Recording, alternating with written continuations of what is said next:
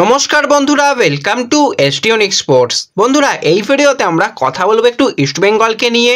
কারণ ইস্টবেঙ্গল যে পরবর্তী সিজনের কথা রীতিমতন ভাবতে শুরু করে দিয়েছে এবং বিদেশি প্লেয়ার স্বদেশি প্লেয়ার সমস্ত দিকেই কথাবার্তা শুরু করে দিয়েছে, তার কিন্তু ইঙ্গিত মিলল।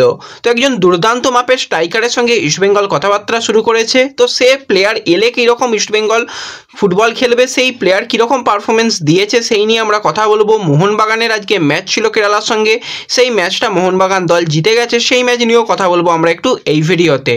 তাই ভিডিওটা শুরু থেকে শেষ পর্যন্ত দেখার অনুরোধ করলাম। আর ভিডিও ভালো লাগলে ভিডিওতে সকলে একটা করে লাইক করে 500 লাইকের টার্গেট আমাদের পূর্ণ করে দিও। আর যারা চ্যানেলে প্রথমবার এসেছো মনে করে চ্যানেলটাকে সাবস্ক্রাইব করে পাশের বেল আইকনটাকে অন করে রেখো। আর যারা ফেসবুক পেজ থেকে ভিডিও দেখছো মনে করে ফেসবুক পেজটাকে ফলো করে নিও, তাহলে তোমাদের প্রিয় দলের খেলার সমস্ত আপডেট তোমরা এখানে পেয়ে যাবে। তো চলো আর দেরি না করে ভিডিও শুরু করা যাক। প্রথমেই যদি আজকে মোহনবাগান দলের ম্যাচ নিয়ে কথা বলি, তো ডার্বির পরপরই কিন্তু মোহনবাগানকে এই ম্যাচটা খেলতে হয়েছে অ্যাওয়ে ম্যাচ। তো ম্যাচটা মোহনবাগান দল 4-3 গোলে জিতে গেছে। প্রথম গোলটা করতে দেখা যায় আরমান্দো সাদিকুকে 4 মিনিটের মাথায় দ্রুততম গোল করে এবং প্রথম দিকেই মোহনবাগান দল প্রেসিং ফুটবল খেলার চেষ্টা করে, সেখান থেকেই কিন্তু গোল পেয়ে যায়। সেখানে প্রীতম কোটালের ভুল ছিল, সেখান থেকে ভালো গোল করেছে। এর পরবর্তী সময় আমরা দেখলাম ফার্স্ট হাফে আর গোল হয় না, সেকেন্ড হাফের প্রথম দিকেই কিন্তু ভিভিন একটা গোল করে সমতায় ফিরিয়ে আনে। কিন্তু সমতাটা ফিরিয়ে আনার পরই কিন্তু আবারও আরমান্দো সাদিকু গোল করে এবং গোলটা সত্যি খুব ভালো গোল করেছে। একটা ড্রপ ভলিবল থেকে সুন্দর গোল করেছে আরমান্দো সাদিকু। তার পরবর্তী সময় আমরা দেখলাম ডিমেট্রিয়াস ডায়মন্টোকোস খুব ভালো একটা গোল করেছে 63 মিনিটের মাথায় করে, মোটামুটি বেশ খেলা জমে গিয়েছিল। তার পরবর্তী সময় দীপক তাংরি একটা ভালো হেড দিয়ে গোল করে দিল এবং সেখান থেকে 68 মিনিটের মাথায় মোহনবাগান দল এগিয়ে যায়। তারপর দেখে মনে হচ্ছিল কেরালা তারা আর পারছে না। প্রীতম কোটালকে দেখে আজকে খুবই খারাপ লাগলো, পারফরমেন্স একদমই প্রীতমের ভালো হয়নি। তারপর শেষের দিকে ইনজুরি পায়, তারপর স্লো হয়ে গিয়েছিল অনেকটাই খেলা।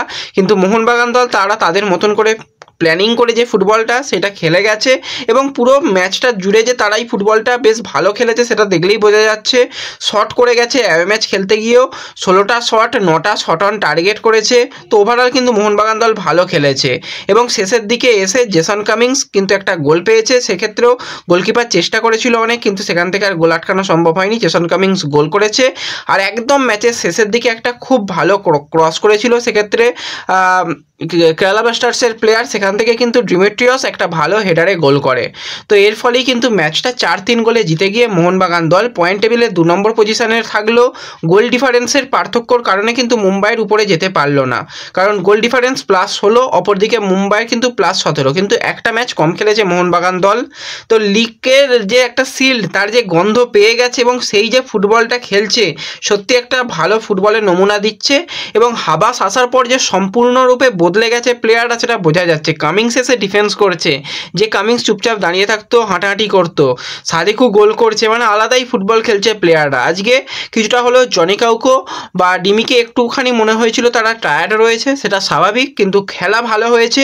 মোহনবাগান দল যোগ্য দল হিসেবে কিন্তু ম্যাচটা জিতে গেছে। তো অনেকেই স্কোর লাইন তোমরা কমেন্ট করেছিলে, কারো স্কোর লাইন প্রেডিকশান মেলেনি। তো পরবর্তী সময় আশা করি তোমাদের প্রেডিকশান মিলবে। এরপরে যদি আমরা একটুখানি ইস্টবেঙ্গলকে নিয়ে কথা বলি, তো কালকে কিন্তু রিলায়েন্স ফাউন্ডেশন ডেভেলপমেন্ট লিগের ইস্টবেঙ্গলের একটা গুরুত্বপূর্ণ ম্যাচ এবং কঠিন ম্যাচটা রয়েছে ডার্বি ম্যাচের আগে। জামশেদপুরের মুখোমুখি হবে তারা। তো দুপুরবেলা ম্যাচ রয়েছে ব্যারাকপুর স্টেডিয়ামে। যারা ম্যাচটা দেখতে যাবে তো ম্যাচটা দেখতে চলে যাও, খুব ভালো কিন্তু ম্যাচ হবে। জামশেদপুর কিন্তু ভালো ফুটবল খেলছে এবং জামশেদপুর ম্যাচের পরই কিন্তু 18 তারিখ রয়েছে Kolkata derby Reliance foundation development লিগের। তো সেই ম্যাচটা কিন্তু দেখতে যাওয়ার ইচ্ছা রয়েছে, ব্যারাকপুর স্টেডিয়ামে সেই ম্যাচটা হবে। কিন্তু কালকের ম্যাচটা খুব ইম্পর্টেন্ট ম্যাচ হবে, তো ম্যাচটা পারলে তোমরা দেখতে যেও।